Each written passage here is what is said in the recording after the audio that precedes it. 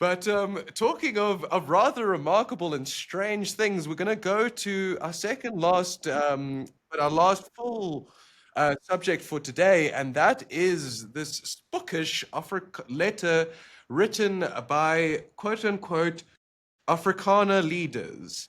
Um, and it sought to blame the horrid state of our relationship, something that we've done a very good job of explaining, the responsibility of which lies in the door of Pretoria. On the letter seeks to blame it on white racists seeking to spread misinformation in Washington. So, James, tell us what has gone on here. Well, it begins with a somewhat bizarre determination by Trump to limit refugees to a nominal amount in terms of the refugee program of 7,500. Yeah, and most of them have to be, well, the phrasing is sort of ambiguous, but a lot of them sort of are meant to be Afrikaners. And then this letter pops up from signed by 44 sort of leading people, many of whom didn't identify themselves as Afrikaners before they signed the letter, sort of distancing themselves from this whole narrative and sort of, it's quite a toadying letter in that it doesn't credit, it's rejects the idea that Afrikaners are victims of racial discrimination, but then whitewashes completely the ANC's record. It says there's no white genocide, which no credible South African has ever claimed, but doesn't acknowledge that certainly in the first decade of the ANC's rule, farmers were subjected to the most horrific attacks on a daily basis in South Africa. I mean, the numbers have come down since then. For some reason, Trump's pressure we've seen a further decline, but it doesn't acknowledge the restrictions on employment that have just been introduced. So these are people, many sort of elderly, who got their first break when the quota for whites because of apartheid was literally 100%. It's now officially by state policy down to, if you're a white male, you're allowed 4%. But these, so anyway, it is what it is. The sort of twist in the tale has come on Sunday. A report reported that one of the main movers behind this letter, and there's a dispute, either as the initiator or a facilitator was, I think, someone called Karen Berger, is that right? And she was a very senior official in the Washington embassy, and now she's returned from the US end of last year, now sitting in Durko in Zane Dangor's office. And she was involved in some way in terms of sort of herding together these 44 signatories.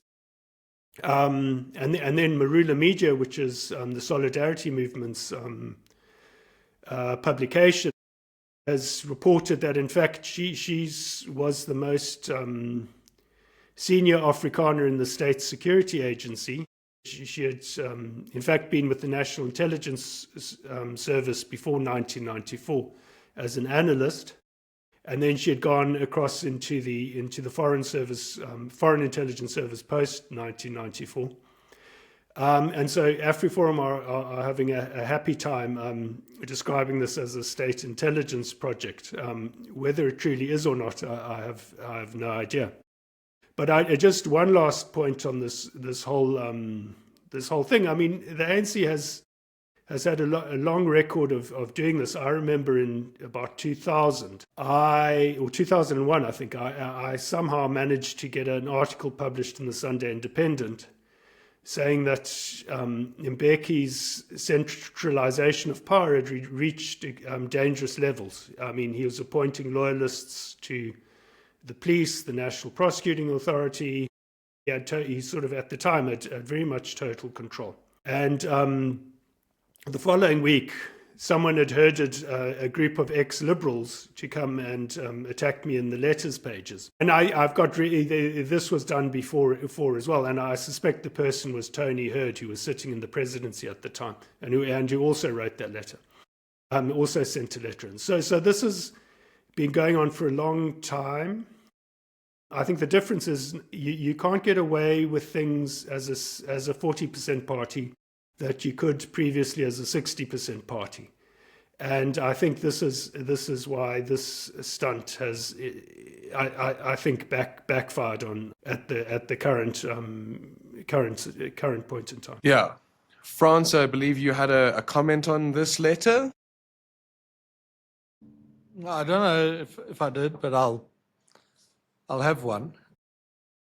It's a pity that I know Karen Berger, and we've spoken over the years, and it was widely known that she was a spy, which probably should have been a secret, you'd think, in the secret services, but it wasn't, which is a statement on many things which have gone wrong in the South African side. And you know, I think South Africa could so easily improve its position in Washington by taking the right thing seriously, sending world-class people, getting serious about the trade talks. I completely agree with Rainer that the South Africans have been stalling in Washington in the hope that the Supreme Court would take care of the tariffs, which, even if it finds against them, won't take care of the tariffs. It's an entirely pointless strategy. And in my very well informed experience, there's such a lot of goodwill on the American side towards South Africa, and there are so many South African firms and institutions that have such goodwill towards America.